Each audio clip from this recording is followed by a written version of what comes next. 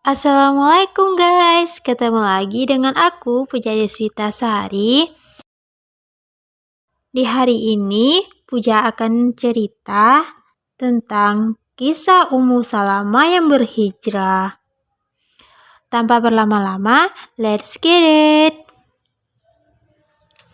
Hijrah ke Madinah harus dilakukan kaum muslimin sesuai dengan perintah Rasulullah. Mekah sudah tidak aman lagi bagi kaum muslimin. Permusuhan kaum musyrikin terhadap kaum muslimin semakin keras. Banyak orang muslim diculik, dianiaya, dan dibunuh. Ummu Salamah berangkat hijrah bersama suami dan anak perempuannya, yaitu Salamah. Nama Ummu Salamah sebenarnya Hindun. Ia dipanggil Ummu Salamah karena anak perempuannya bernama Salamah. Suaminya Abdullah binti Abdil Asad kemudian juga dipanggil Abu Salamah, artinya ayah si Salamah. Kaum musyrikin mencegah orang-orang yang berhijrah. Ummu Salamah pun dicegat oleh orang-orang Bani Makhzum, yaitu orang-orang dari kabilah atau suku Bani Makhzum. Sukunya Ummu Salamah. Adapun suami Ummu Salamah berasal dari kabilah Bani Asad. "Hei Salamah, hei Abdullah," seru pemimpin orang-orang yang mencegat Ummu Salamah itu. "Jika kau akan hijrah ke Madinah, pergilah sendirian saja. Istrimu adalah perempuan dari suku kami. Kami tidak mengizinkan perempuan suku kami meninggalkan kampung halamannya." Abdullah akan melawan, tetapi orang-orang Bani Makhzum segera menyergapnya. Abdullah tidak berdaya menghadapi orang sebanyak itu.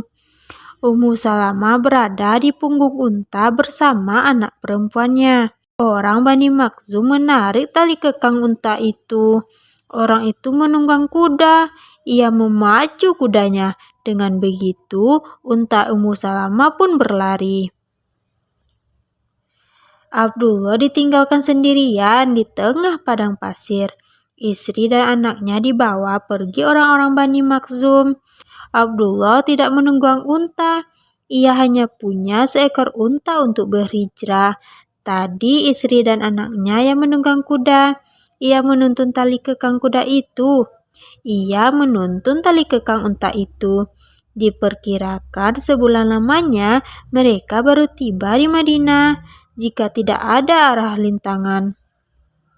"Ya Allah, aku serahkan anak dan istriku kepadamu," ucap Abdullah. Lalu ia melanjutkan perjalanan ke Madinah dengan berjalan kaki seorang diri. Ia pasrahkan nasib anak dan istrinya di tangan Allah Subhanahu wa Ta'ala. Nasib buruk Ummu Salamah tidak berakhir sampai di situ. Ketika ia dibawa orang-orang Bani Makhzum, muncullah segerombolan orang mencegat mereka. Rombongan itu adalah orang-orang kabilah Bani Asad, sukunya Abdullah. "Hei Bani Makhzum," seru pemimpin rombongan orang Bani Asad. "Kami tidak keberatan kalian membawa Ummu Salamah karena dia perempuan dari suku kalian. Tetapi Salamah adalah anak keturunan suku kami. Oleh karena itu kami akan membawa Salamah." "Anak ini juga keturunan suku kami," seru pemimpin rombongan Bani Makhzum. "Ayahnya adalah lelaki dari suku kami," kata pemimpin rombongan Bani Asad. "Oleh karena itu, kami yang lebih berhak atas dirinya." Mereka pun berebut. Terjadilah pertarungan antar mereka. Salamah berhasil direbut oleh Bani Asad, lalu dibawa lari dengan berkuda, terpisah dari ibunya. "Biarkan mereka membawa Salamah," kata pemimpin rombongan Bani Makhzum. "Salamah memang anak dari lelaki Bani Asad. Kita pertahankan saja Ummu Salamah, anak dari lelaki suku itu." Begitulah Ummu Salamah terpisah dari suami dan anaknya. Ia dibawa ke permukiman Bani Makhzum, dipaksa tinggal di sana, terpisah dari anak dan suami tercinta. Wallahu a'lam. Yang kedua, Puja akan cerita yang berjudul Doa-doa Ummu Salamah. Setahun lamanya, Ummu Salamah dipaksa tinggal di permukiman kabilah Bani Makhzum. Ia diawasi siang dan malam, bagaikan seorang tawanan saja. Ia tidak tahu bagaimana nasib suami dan anaknya. Abdullah suaminya melanjutkan perjalanan ke Mekah. Adapun Salamah, anak perempuan Ummu Salamah, dirampas orang kabilah Bani Asad. Sebelum memeluk agama Islam, Ummu Salamah memang mengalami banyak gangguan. Rumahnya dilempari batu, kotoran ternak, dan segala macam lainnya. Kaumnya mengucilkan dan membencinya. Suatu saat, batu-batu yang dilemparkan mengenai suaminya, juga melukai kepala Ummu Salamah. Ketika Ummu Salamah dan keluarganya akan hijrah ke Madinah untuk melaksanakan perintah Rasulullah, ia harus mengalami hal ini, menjadi tawanan bagi sukunya sendiri. Ummu Salamah menjalankan ibadah di tengah suku-suku yang masih musyrik. Salat fardu 5 waktu selalu dikerjakannya, juga salat sunnah.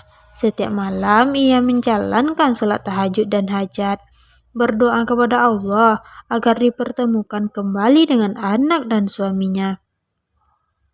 Pada suatu hari, datang seorang pemuda ke tempat Ummu Salamah. Ketika itu, Ummu Salamah berada di salah satu rumah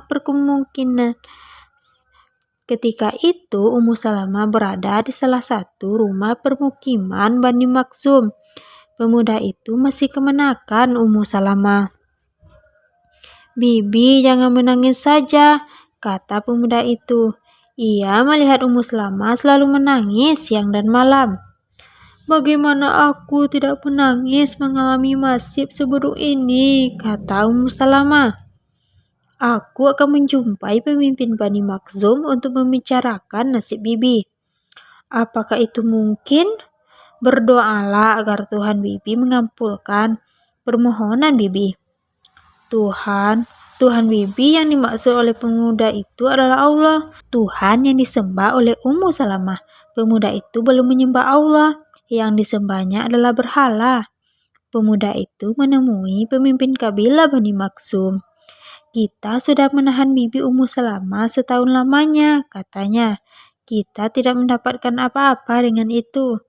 Bibi tetap saja menyembah Tuhannya. Mengapa tidak kita bebaskan saja dia? Dia masih kerabat kita loh, saudara kita sendiri. Sepantasnya kita memberi belas kasihan kepada saudara kita sendiri." Rupanya pemimpin Bani Makhzum mau mendengar ucapan pemuda itu.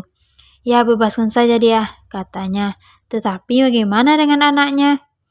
Aku akan menjumpai pemimpin Bani Asad supaya mereka membebaskan Salamah." Pemuda itu lalu pergi ke permukiman Bani Asad. Ia menemui pemimpin Bani Asad untuk membicarakan nasib Salamah. "Ya, kami pikir tidak ada gunanya menahan anak itu di sini," kata pemimpin Bani Asad. "Toh tidak akan mengembalikan ayahnya kepada kami, tidak juga mengembalikan ibunya yang meyakini agama nenek moyangnya. Salamah pun dibebaskan." Orang-orang Bani Asad mengantarkan Salamah ke permukiman Bani Makhzum. Betapa gembiranya Ummu Salamah mendapatkan anaknya kembali. Allah mengabulkan doanya. "Sekarang kau bebas," kata pemimpin Bani Makhzum kepada Ummu Salamah. "Kau boleh pergi kemanapun sesuka hatimu." Pemimpin Bani Makhzum memberinya seekor unta dan bekal perjalanan secukupnya.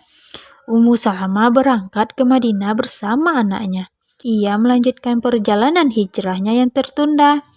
Di sana, di Madinah, suaminya telah menunggu. Wallahu a'lam. Itulah 2 cerita dari aku hari ini. Cerita ini masih aku adaptasi dari buku Sofia Masuri yang berjudul 31 Cerita Bang Daisyah. Semoga kita semua bisa mengambil hikmahnya ya. Jika kamu menyukai video ini, jangan lupa like, subscribe, and comment ya guys. Terima kasih. Puja sudahi dengan Assalamualaikum.